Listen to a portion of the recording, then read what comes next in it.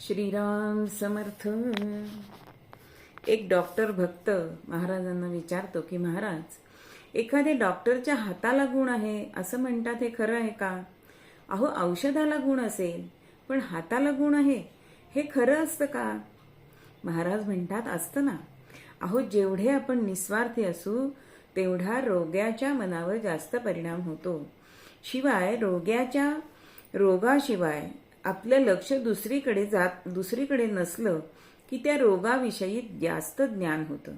म्हणजे हा रोगी आपल्याला पैसा देईल का, मान देतो का, असा विचार मनात आला तर थोडं तरी आपलं मन विभागलं जातं आणि निस्वार्थीपणाचा परिणाम खात्रीने होतो.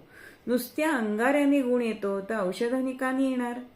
मग एका भक्ताने महाराजांना विचारलं की अतिशय काकुळतीने तो म्हणतोय की महाराज, आपलं अस्तित्व कुठे कुठे आहे, ते आम्ही कुठे पाहावं? तेव्हा त्यावर महाराज म्हणतात की जो माझ्या स्मरणात प्रपंच करतो त्याच्या प्रपंचात मी आहे. जो समाधानी आहे त्याच्या अंतःकरणात मी आहे. जेथे मारुतीचं स्थान आहे तेथे मी आहे. जेथे अन्नदान आहे तेथे मी आहे. जिथे निस्वार्थी प्रेम आहे तेथे मी आहे.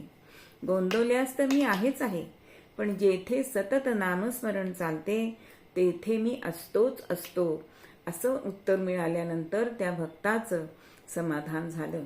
श्रीराम समर्थ.